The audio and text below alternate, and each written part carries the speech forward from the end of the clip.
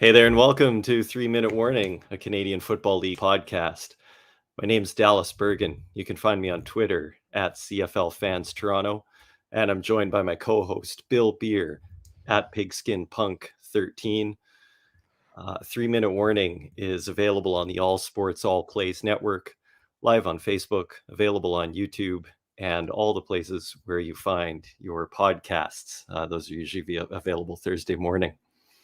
Anyway, it's great to have you listening and happy to have you here. Bill, how are you doing tonight? Good. I'm doing good. We kind of missed last week. We took the week off. It was my fault entirely. But yeah, I had some good games over the weekend. It's kind of exciting. We're getting into the playoff run here.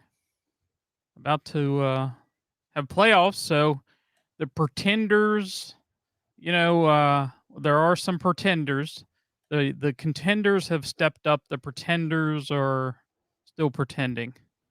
But I think I figured out who they are, and I'm not too happy about it.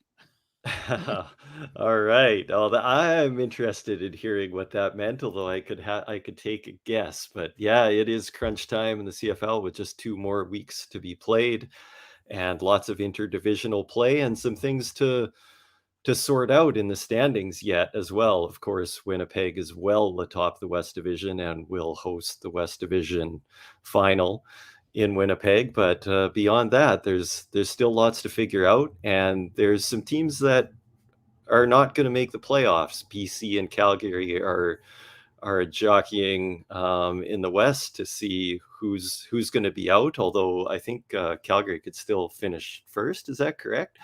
So lots of interest there. And then things are even tighter in the East with Ottawa obviously eliminated, but with Hamilton, Toronto, and Montreal all gunning for those playoff spots and to see how things shake out.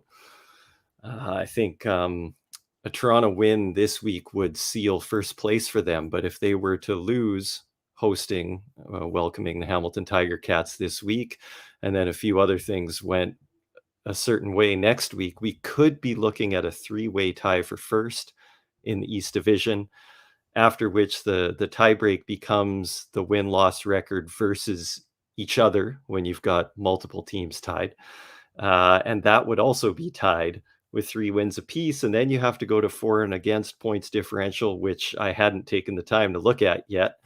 But anyway, that's going to be a really interesting finish in the East if Toronto doesn't get the job done this week at home hosting Hamilton.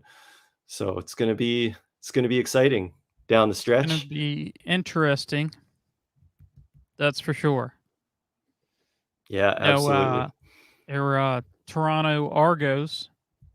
I'm not the most confident. I'm not the most confident. Especially if they have to play on the road at some point. It just all depends. They look like a totally different team on the road.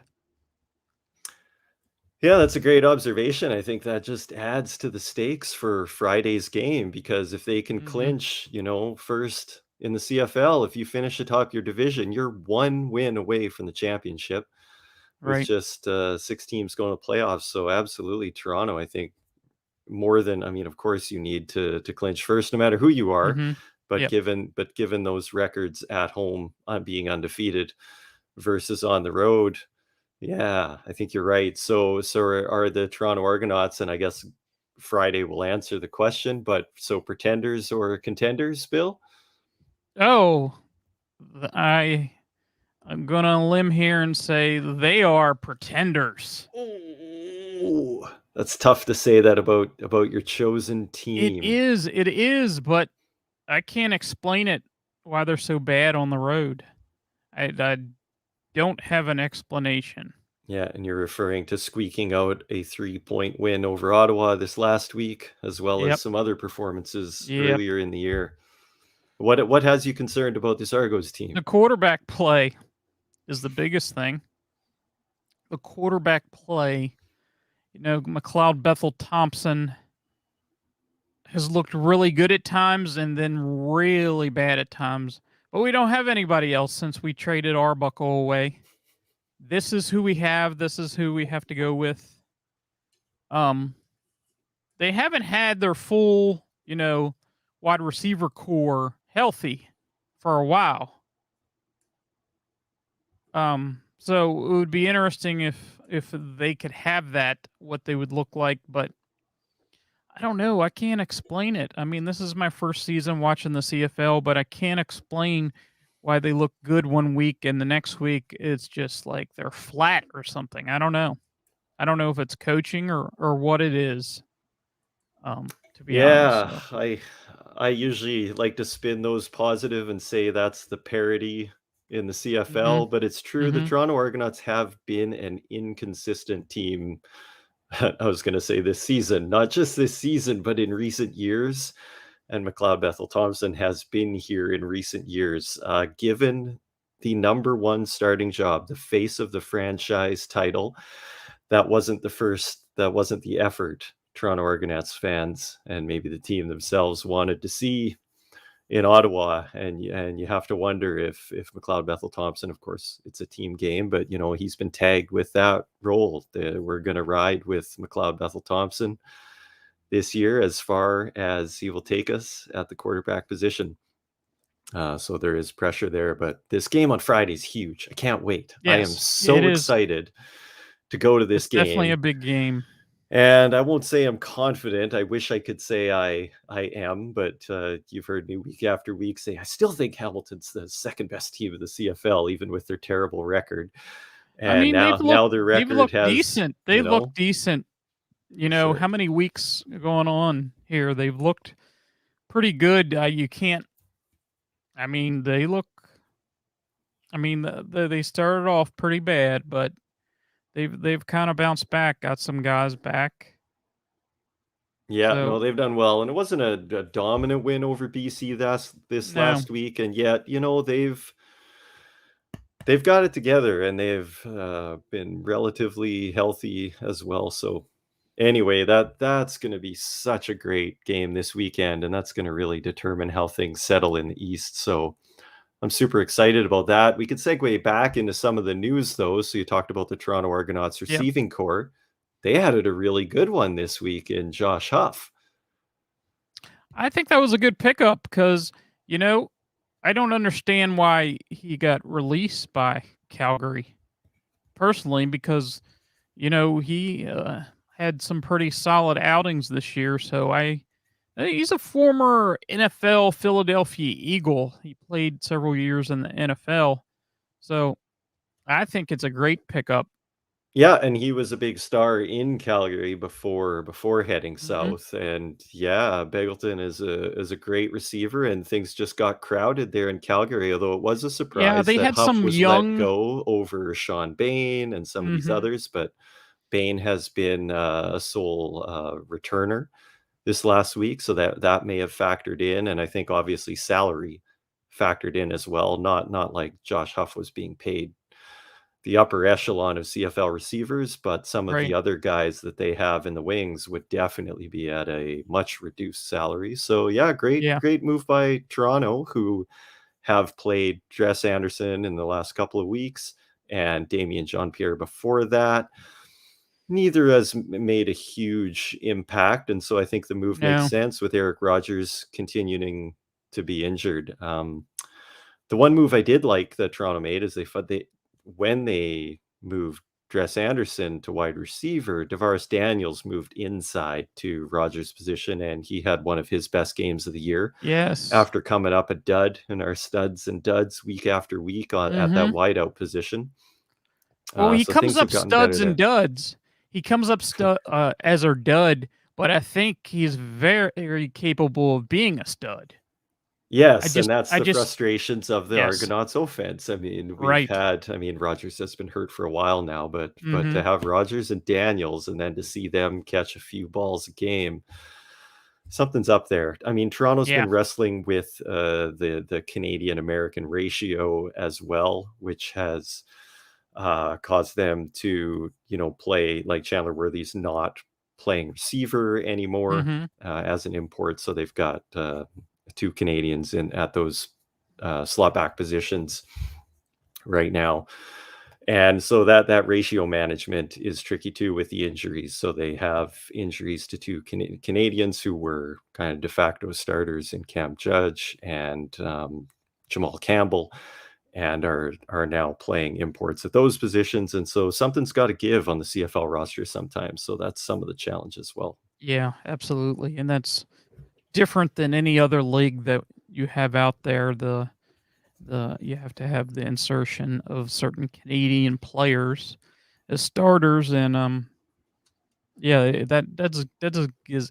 does get interesting. It's like, almost like a puzzle that you have to put together each week, depending on injuries and that sort of thing. Yeah, absolutely. And roster management and the wider roster management to drafting to your practice roster, all of that needs to take that into consideration. And I think it's ongoing, but you're right. There's an evolution of this meta game in the CFL with where Hmm. you play your national players.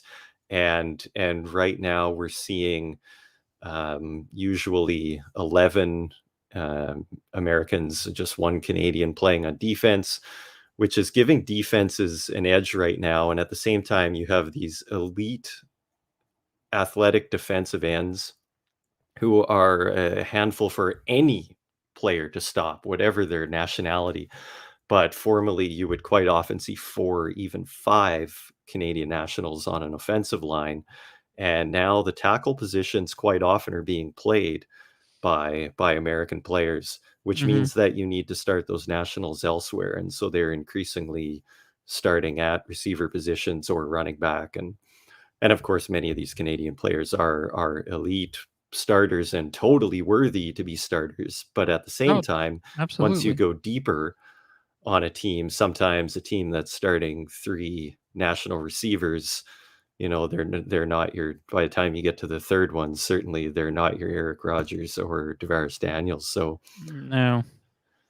and this ties into a conversation that's happening league wide right now too. I almost hate to bring this up on a show where we're wanting to promote what we both think is a great CFL game, but there's concern now that scoring is down, which sometimes equates to excitement being down. And some people think Hmm. that there's a problem with the CFL, that we're seeing not the same gunslinging offenses and 30, 40 points put on the board per team. 300-yard passing games are down, statistics like that. And so I don't know. I mean, you've watched a couple seasons, or I guess largely just this one. Like, are you Hmm. entertained by the product at this time? I would say so. I have noticed a few games that are lower scoring, but I don't really have anything to compare it to. Mhm. So what I've seen has been entertaining. Um, the more important question is, have you noticed a big difference in this season compared to, the last several or whatever, 20 years or Mhm.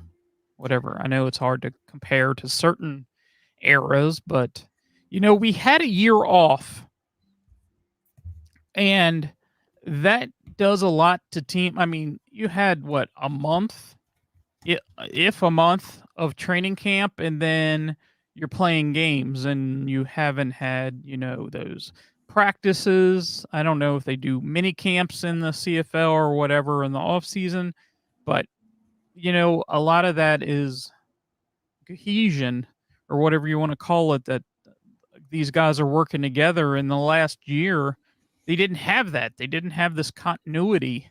So I don't know. I don't know if that has something to do with it or not. What is your take on it? Yeah, I think that's a great point too. And I think there are just a ton of factors at play. I mean, there were probably close to 100 players that either retired or took the year off, given the COVID-19 situation. And Mhm. so even right there, you've already taken away a ton of the experienced players on rosters. In addition to that, you have players who maybe didn't keep in game shape in that year off, and you certainly can't blame them. Right. But but that could take almost a full year to kind of come back. And of course, you're a year removed from your playbook, from your teammates. Yep. Camps were shortened. You're right. There were no exhibition, no preseason games this year. So I think we need to give all this pass and reevaluate next year. Certainly, there are some of the scoring is down, and yet, week after week, I've enjoyed the games. There've been the occasional dud, but some really exciting Mhm. games this past week, and close and down to the final play, the final minute. That's the CFL. I mean, Dakiel Williams has caught a short kickoff attempt 3 games in a row for Saskatchewan to seal wins for that team. Mhm. And anytime you have short kicks happening in the final minute, you've had a good game. So I'm not down on this CFL product at all. I am concerned Okay. about attendance and how that impacts the future of the league. But I don't think we have an issue with the on-field product at this time, and I imagine things will bounce back next year. Fans have long memories too. The 90s were such a time of gunslinging offenses. Doug Flutie was, probably epitomized that, and yet there were so many other quarterbacks. Passing for 5,000 yards in a CFL season was like a Mhm. regular occurrence. You might have had 5 quarterbacks pass for 5,000 yards in a season of 9. And so we've definitely seen those numbers down.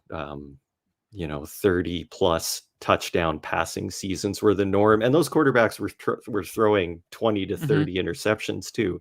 So again, it's just a very different game where protecting the ball, not turning the ball over has become so important to coaches that quarterbacks are taking way less risk. You see that in the offenses of Saskatchewan and Toronto that we watch closely.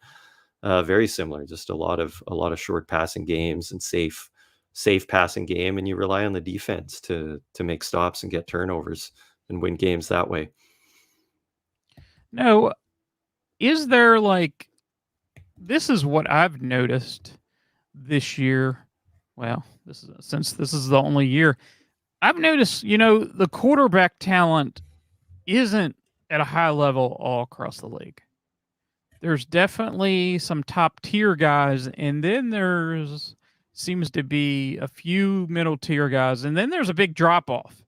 There's a few teams that just can't find any consistency with who they have, and maybe that's worrisome. But I don't know. I don't know. When you have bigger leagues, you're gonna have people at the bottom. But when you have a 9-team league, it might be no more noticeable if your quarterback talent isn't up there across the board. It might be more noticeable. So. Yeah, and I think that's a great point. I think right now, I mean, again, the year off, but we have some quarterbacks who are well up there in years, and some of them are those elites that you talk about, but Mhm. 37, 38 years old, whatnot. And then you have teams that are still searching. I mean, Ottawa, I think the team was bad well beyond the quarterback position, but that was Oh a yeah. surprise that Matt Nichols couldn't duplicate the performances that he had previous in Mhm. Winnipeg.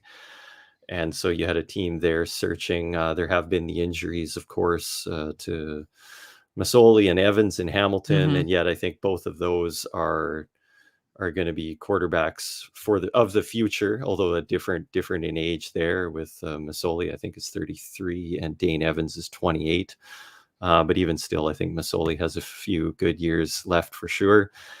And I think we were waiting to see, Vernon Adams Jr. take the next step into that elite echelon and has struggled with Mhm. some inconsistency. And Yep. then a um, relatively young Nick Arbuckle, who was, by a lot of accounts across the league, going to be the next great, and ended up losing that number one job in Toronto to McLeod Bethel Thompson. So I think the quarterbacking play has struggled. I mean, the CFL Yeah.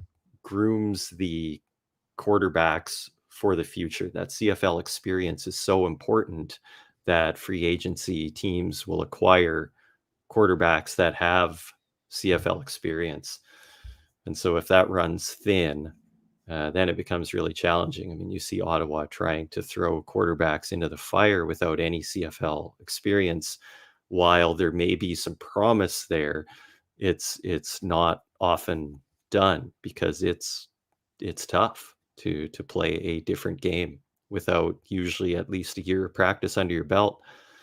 You know, we see Paxton Lynch in Saskatchewan still on the practice roster, you know, and awaiting an opportunity that could come in week 18, but has toughed it out. And that's really admirable for someone who's been a first round and starting quarterback Mhm. in the NFL to come and, you know, he's not even making the salary on his CFL contract as he's not rostering each week. And um, anyway, I have a ton of respect for what Paxton Lynch is doing. I hope his opportunity comes, whether it's in Saskatchewan or elsewhere, because he has paid his dues this year learning the CFL game. Yeah, that says a lot. I mean, how many people can take a job and they're not getting paid, you know, what they're agreed to be paid because they haven't got to that level, and it's just, you know, you can't knock that, that's for sure. Yeah. And he might be making like 100 times less what he's made with I'm his sure. first contract. So no, Yeah, I'm sure. that's admirable. There's obviously a love of the game there. And by all accounts, he's been a great teammate in Saskatchewan. So yeah, I would love to see an opportunity come. And of course it has to be appropriate. Saskatchewan's in a battle for first place, but we'll see how things shake out. Yeah.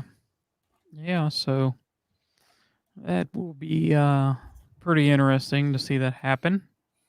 Do you have any other news for us before we get into the games?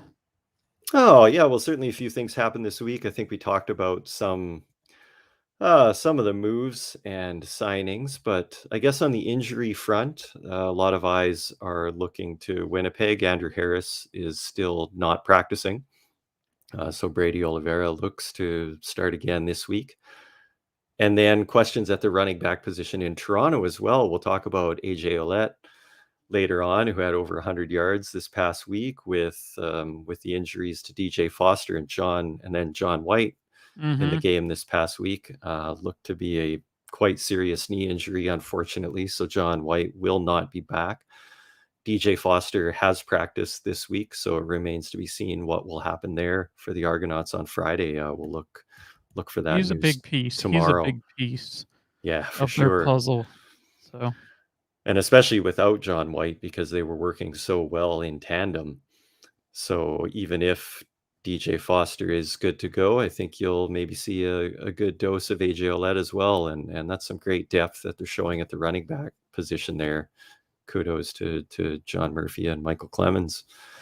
In right. DC, Brian Burnham, who had quite often is rested, but he has been limited in all three practices this week. So something to watch for as you're making your CFL fantasy picks. Also on the offensive side of the ball, it looks like Darrell Walker, Ellingson, and James Wilder Jr. could all sit again in Edmonton as they both maybe deal with some injuries, but also look to Mhm. evaluate talent because they're in next year mode. We might talk about some of that for CFL fantasy as well. And big news on the offensive line in Calgary. Ucambre Williams should be set to return, who's a key piece there. And off the field this week, we had a coach dismissed with the Ottawa Red Blacks for making insensitive comments towards Francophone French Canadian players.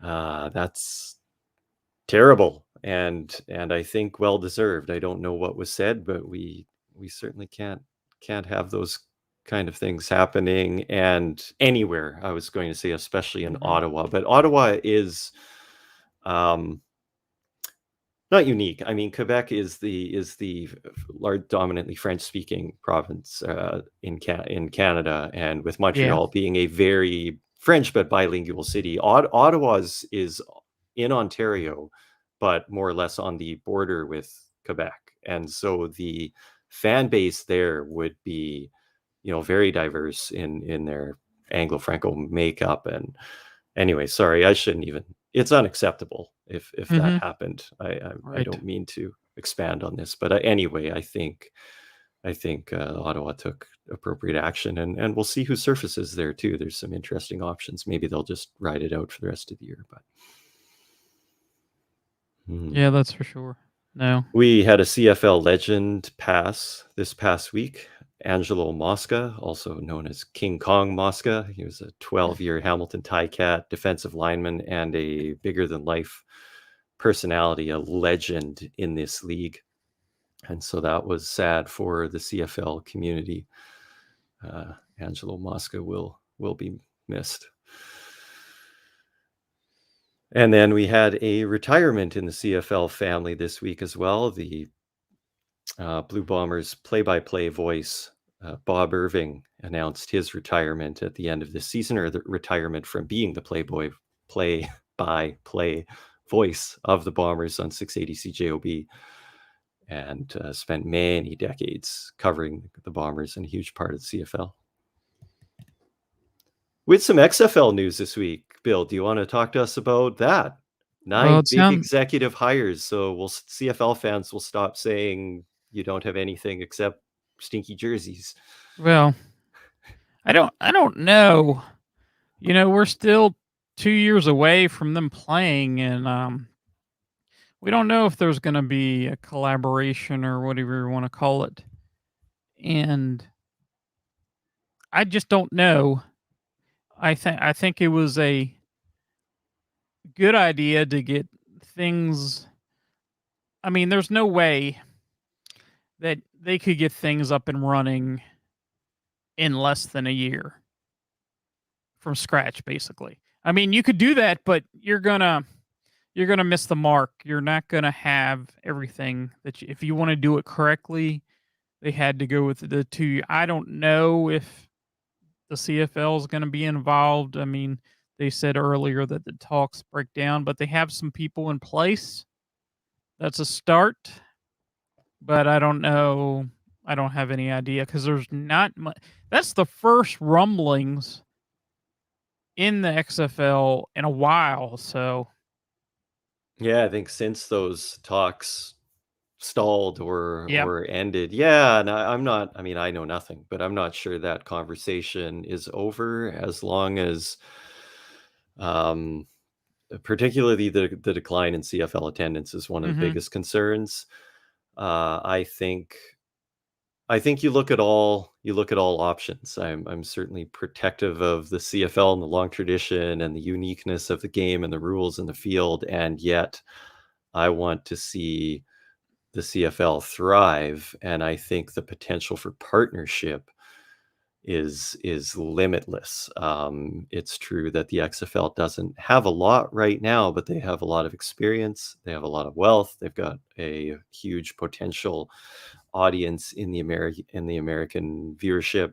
Hmm. And so I think that news this week was big, whether the CFL is involved in that future or not. The future of the XFL will affect the CFL. But Well, yeah. I do know a little bit about the XFL because I followed that heavily and actually went to one XFL game. Um, it was pretty exciting for a new league. I mean, there were the rule tweaks that they did have, sort of helped offenses a little bit, and it was unique. Would it totally go to like a CFL type rules or it's hard to say. I mean, people are very defensive about the CFL rules and not changing them, which I can understand totally. I wouldn't want to change to adapt another league or however you want to call it. So it will definitely be interesting what they can because it's obvious that the CFL has struggled. I mean, even this year they're all losing money all across the board. So it's just how can we keep this going and what do we not want to give up to keep this going? Yep, that's absolutely right. It's true. There's lots of concern, and Mhm. people are sticking their head in the sand if they're denying that the CFL needs to look at all options right now.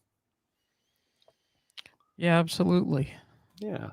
All right. Well, let's take a look at the games from Okay. this past week. I'm not sure if you had opportunity to view them all. I missed a little bit of one because I was coming home from another.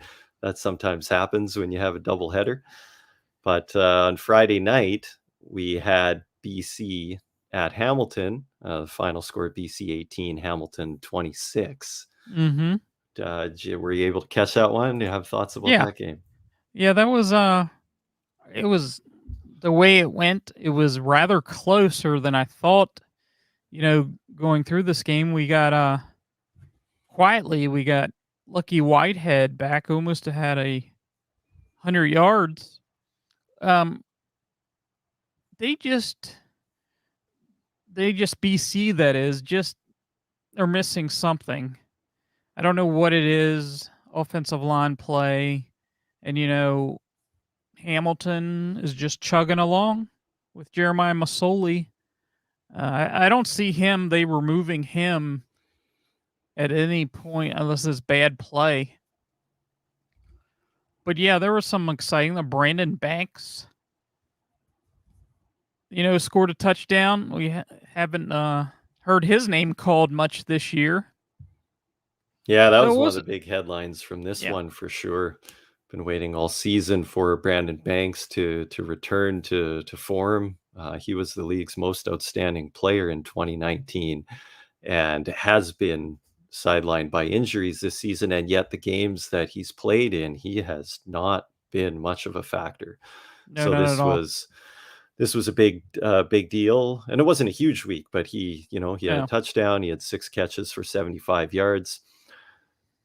And the BC Lions, yeah, you're absolutely right that there's something. I mean, we've named it. The running game is missing. I think everybody has said that throughout the season. But you look at a team. Michael Riley went 33 of 43 for 330 yards Mm-hmm. against Hamilton and the Hamilton secondary in Hamilton, but it wasn't enough to win this game. Nope. No, it wasn't. He did have one pick there. Yeah, Yeah, those I turnovers are don't big. have an answer. I mean, and on the other side, Hamilton, got Jackson back here not too long ago, and he's just been rolling. He's looked real good, and I mean, he's Really been good. on the injured list, I guess, most of the season. But yeah, he's been looking good. I mean, Hamilton is going to be a challenge to beat. That's for sure. Hmm. I think some of So those injury weeks were because of his passport too, as Hamilton was contending with a number of injuries on their offensive line and elsewhere. But yeah, I mean, we've been waiting for Don Jackson to have those kind of performances. I mean, he has been outstanding, oh and yeah. yet they just even the games he played, they weren't using him at all. You think there's a little bit of November mentality happening across the CFL too. You need Mhm. to start running the ball when the weather gets cold and ugly, Right. and all of a And it's sudden later than it usually is. it is. We are later. I'm seeing all these highlights from huge Mhm. playoff games of years past happening this day in history. But yeah, the Hamilton Tiger Cats have got that running game going now, which is good for them and bad for their opponents. Yeah. Yeah, and I was wrong about Lucky Whitehead. I think I said it's too soon to take Lucky Whitehead last week when we were looking at CFL fantasy, and he did. He just came out like hadn't missed a beat with 98 yards and 9 catches. So he's Yeah. he's the go-to guy. He's the go-to guy in BC, and he has been all year long. Wow. And I know he was on point to be the most outstanding player at one point. I don't know if that's gonna stick anymore, but he definitely was standing out. They were winning games, because of him, and they sort of lost a little momentum when he got injured. So I don't know what BC's answer is. It's tough over there in the West. It really well, it's tough in both divisions, but the West particularly when you have to play these teams and yeah, I don't know. Yeah, BC. it's tough with BC is they Mhm. haven't appeared to improve at all since week 1. Where Calgary struggled, but then really has found their game of late. I think they're a bit of a dark horse right now. I mean, they could still finish first in the West. And so yeah, and BC has just kind of limped along all year long with the occasional flashes of a contender, but there's some things not right there. And yet, has it been bad enough to move on from your head coach or your starting quarterback? I don't know if it has been. So there will be a lot of really, really interesting things to watch this offseason, no matter what happens to the BC Lions with the remainder. Yeah, absolutely. Yeah. Yeah. What else do we have on Friday night?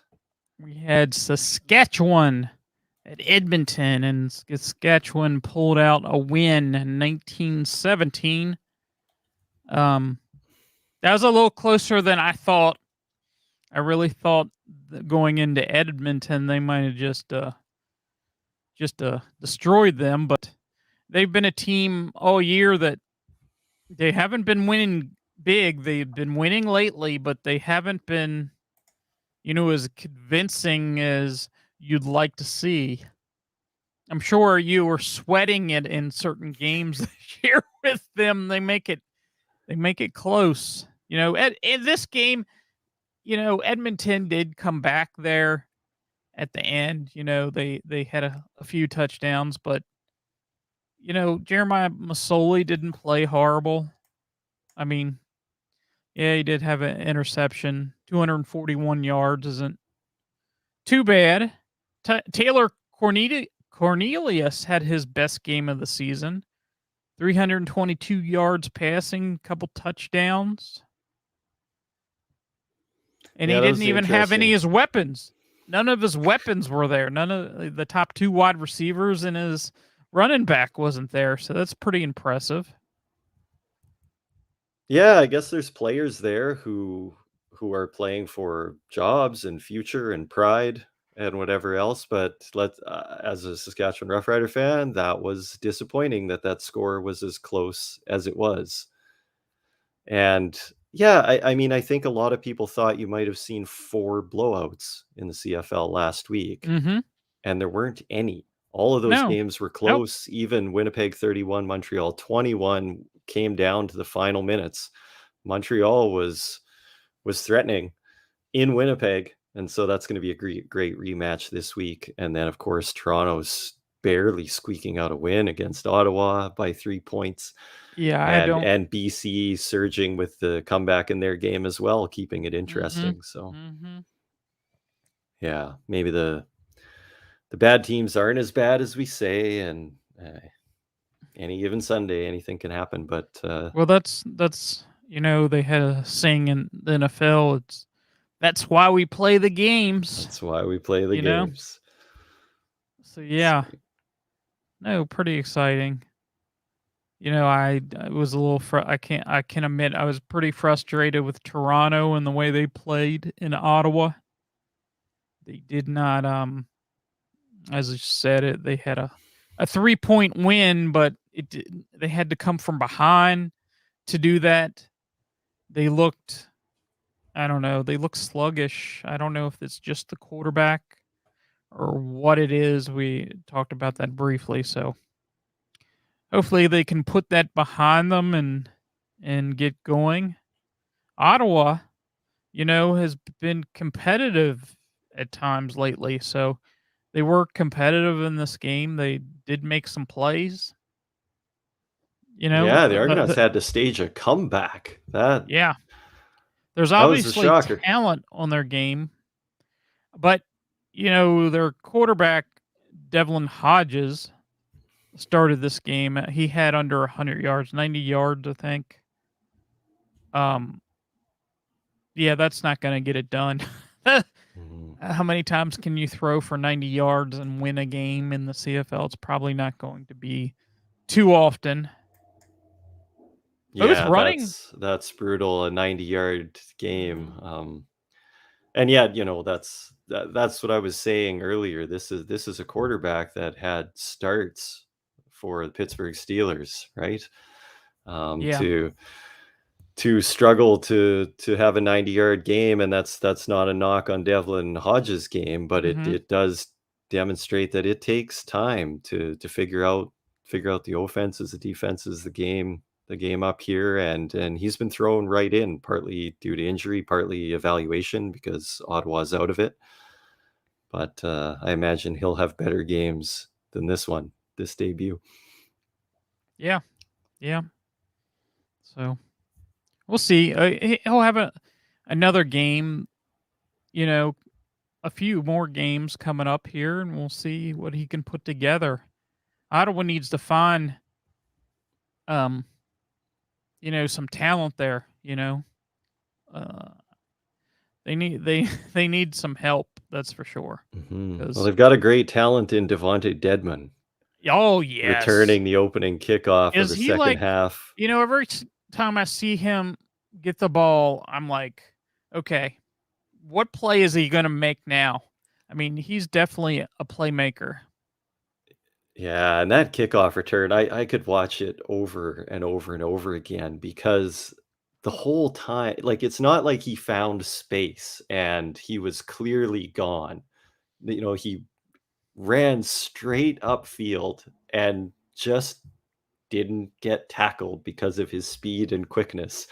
But I don't think when he started running that anyone could have predicted that he was going to return that all the way, because there really weren't any big holes. No, there And wasn't. he made them himself and found them, and that blazing speed, of course, doesn't help. But what an incredible talent. That's something that those fans in Ottawa can be super excited Mhm. about. Mhm. And it was exciting, uh, one thing that, I noticed there are some, they're still getting fans in there, and those red black fans are, it was fun just to see them, get excited about a play or a touchdown or something like that because they probably haven't had too much to get excited about this year, but it's fun to see the fans into it like that. So I'm Yeah, happy and to that see that. fan base, we have to remember, is only 5, 6 years old. Like, they had to rebuild this thing not that long ago. And so for them to suffer as much as they have this season and then start to see a bit of a decline in attendance and interest, that was concerning because they have lost their franchise in Ottawa a couple of times. Mhm. And so yeah, that a good on-field product and a beautiful day. What a stunning afternoon it was in Ottawa. It was the perfect day for football. And so yeah, happy to see those fans having some things to celebrate, even though they couldn't come away with a win. Yeah, absolutely. Yeah. So it was a lot of fun. And Well, then we had Winnipeg and Montreal, and Montreal put up a fight in this one, a good yes. fight, Yeah, I couldn't led by believe Trevor it. Harris, of course. Right. And I mean, I'm sorry. You get traded to a team, it's not easy, You you have all new receivers, all new offensive line. I don't know about the playbook as far as that goes. I don't know how much difference is in that, but it's hard to come in. I mean, he's only been there a few weeks and be successful. I mean, he did pretty well, um, from what I could tell. So, Yep, I think you're right. I think it says maybe a little more about things in Edmonton than it does about Trevor Harris. And I mean, he didn't light it up, but of course, he's playing the Winnipeg Blue Bomber defense.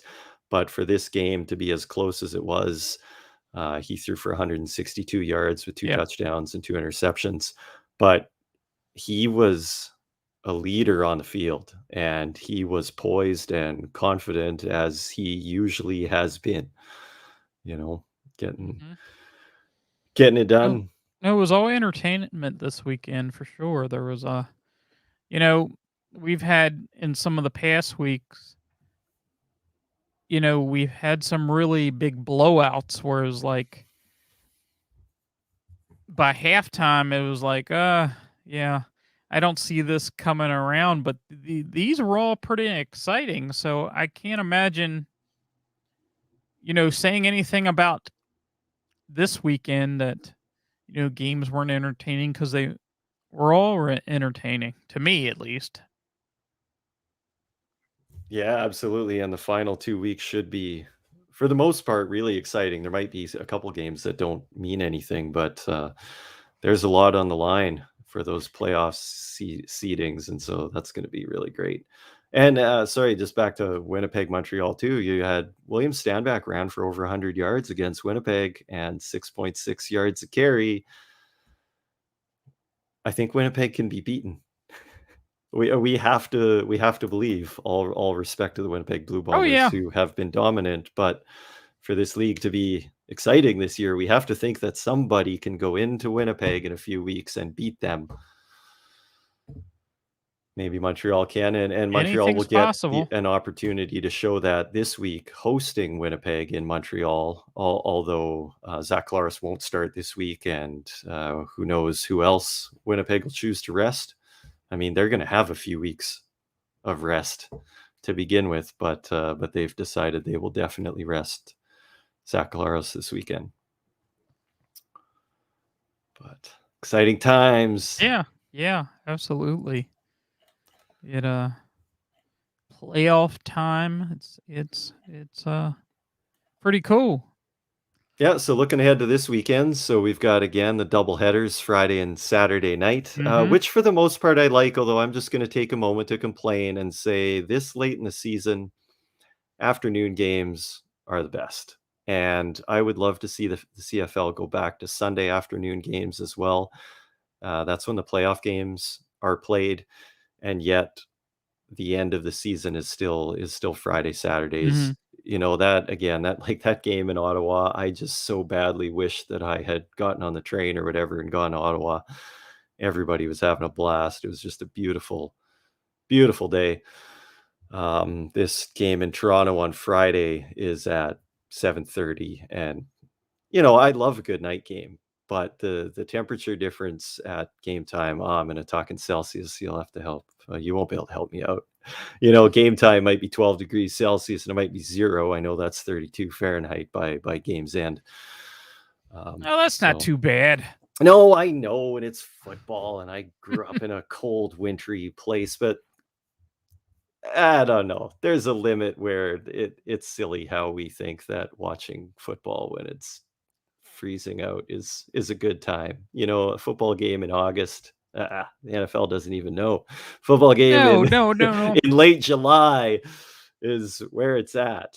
But anyway, Friday double headers Friday, Saturday. We got Hamilton at Toronto, followed by Calgary at BC. Mhm. Remember that one of Calgary or BC won't make the playoffs, and Calgary can still finish first. So that is a huge game. And then on Saturday, Winnipeg at Montreal That with should be a good one. Winnipeg nothing on the line. But again, Mhm. Montreal Has could. everything. That's right. I think Montreal could still finish first as well. They're going to have to Mhm. win 2 games and hope for some losses from their rivals, but a huge game for Montreal there. And then we have Edmonton visiting Saskatchewan, and again that West Division. We don't know how that's going to shake out between Saskatchewan, BC, and Calgary. Yes. It it'll be interesting. It's an interesting week. I mean, there Those are are a great couple games. It's a yeah. great. The Yeah. schedule is well, is well devised. They started this season. Some of it was COVID related. But they had a lot of interdivisional play and a lot Mhm. of games played in the West because there was greater concern about COVID in the larger areas and in Toronto, largely Montreal. But the way this is working out now, we've got those uh, games, divisional games happening that where so much is on the line in these last 2 weeks. So Mhm. can't wait. So I guess in our time remaining, we can go right to our studs and duds. Some of that includes our preview talk when we talk about the players we like for this coming week. I'm not sure if you prepared your studs and duds in review for last week. Do you want to tell us a little bit about that? Well, I'll tell you about my studs because my duds, I only had studs because I was feeling under the weather last week, so I only actually put in 3 players. Oh no! Yes. I guess I didn't come back and put it in. I was just kind of out of it. But I had Zach Caleros as my quarterback, 19.2 fantasy points. Don Jackson, 17.6 fantasy points, and Kenny Great pick. Lawler, 18.1. And if I would have put, anybody else in, I might have had a really solid week. I had 50 some points. So. Hey, well done. I'm just looking to save my picks here somewhere, but I can't find them. Yeah, it was a tough week this last week. I didn't have a great week. Ended up with 79 points, I think, which is not outstanding. Although I think it was a tough week for many. I think Devaris Daniels was my best pick. That was a good pick. That definitely was a good pick. Yeah, I really like that him moving inside. I just thought that had to yield something. And then I had John White, and he of course went down. hmm But That's a tough one. yeah, I find it tough this year to, well, I just find it tough in general to pick guys. You have the top tier guys, and it's those medium to lower tier. Who's going to step up for this particular week? Who's it going to be? Because it isn't the same guys every week. So DeVaris Daniels, you could have picked him any week, and he has the capability of just having a monster week, but it just hasn't happened too often this season. I think he's had like 2 really good games. hmm. But yeah, And have you looked at your picks for this week? I have not. All I'm a right, little that's all right. behind, but I like Bethel Thompson a little bit just because they're home. I know saying that probably do terrible. It's a high risk pick, I know. but it could totally yield results. I Right. am Right. not touching players in that game because I don't know which Toronto team, which Toronto defense, which Toronto quarterback are going to show up for this game. So, and actually, I do have AJ Olette, but I'll see what the depth chart looks like with Foster. But I have him Mhm. as my second Yeah, and I've running been back playing pick. Foster a lot when he's healthy. I'd played him almost every time just because of the catches he gets. Yeah. Yeah, and quarterback, I mean, I think Bo Levi Mitchell could be a good pick this week with so much on the line in that game against BC. I'm gonna go with Cody Fajardo. I think that being at home with first place host, or sorry, with a home playoff berth, hosting that semifinal game in Saskatchewan on the line, that Saskatchewan steps up this week. I think they're disappointed probably in their performance last week too. So I have to be hopeful about that. And if the Riders have a good game, that means that Willie Powell's going to have a good game too. So I've got him as running back, racking up some yards in the fourth. Um, one of the picks I like, I think, is Jalen Tolliver in Edmonton, who had his best game maybe of the year this past week against Saskatchewan. And as Ellingson and Walker may not play again, and it seems like maybe Taylor Cornelius is developing some chemistry with Jalen Tolliver. He's my 2,500 pick that I am hopeful yields good Mhm. results. And also, it looks like in Saskatchewan, now I can't figure this one out, but not to say, so Justin McInnes looks like he might start. Saskatchewan has this wealth of very young Canadian receiver talent, and McInnes hasn't had his opportunity largely because Keon Schaefer Baker came out of nowhere and also bumped Mitchell Picton off the roster. And then Braden Lenius has been, solid and penciled in as a starter from the beginning. But McInnes appears to be starting this week and maybe over Keon Schaefer Baker. So you may want to watch the depth charts there and may stay away from Schaefer Baker. I'm not sure what he did to warrant getting bumped, and Mhm. and yet maybe they've all season long wanted to get a better look at Justin McInnes, who was a late first round draft pick, if I recall. I think he was drafted 7th or 8th.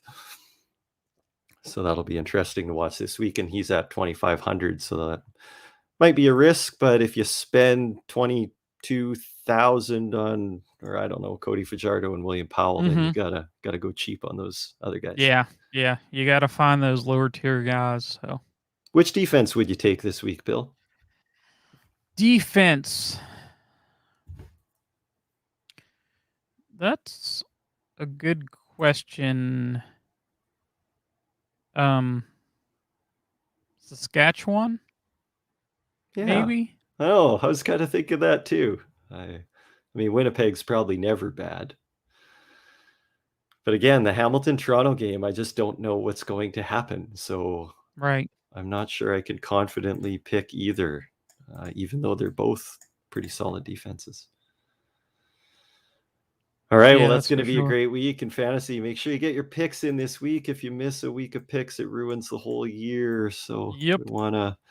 we want you to compete well, and we want to invite others to compete with us as well. Even though we're down the stretch, you can look at it at a week by week bragging rights basis as well. So it's fine you missed those picks last week, Bill. But you can find 3 Minute Warning both on CFL Fantasy and CFL Pick'em, which we're over time already. But I'll just say that everybody's records on Pick'em, from league pundits to fans to everyone, were really bad for most of the season because we kept picking Hamilton and Edmonton early Mhm. in the year. And now I've noticed that people's pick'em records have really improved as we've figured out who the contenders are. Right. And so make sure you're playing that one too. I think I'm up to about 29 wins and 23 losses or something like that, which isn't great, but I think I was below 500 a while ago. So, Oh, there you go. all right. Well, I Not think too that's a bad. wrap for this week, but I'm glad you're feeling better, Bill. Happy to share in the show with you tonight. And I want to thank everyone for listening. You are listening Absolutely. to 3 Minute Warning, a Canadian Football League podcast available on the All Sports All Plays network. I'm Dallas Bergen at CFL Fans Toronto, and this is Bill Beer at Pigskin Punk 13. You can find us on Twitter. You can find 3 Minute Warning on Facebook, YouTube, and all your podcast places Thursday mornings. So thanks a lot for joining us. Look forward to seeing you next week. Absolutely. We'll see you later.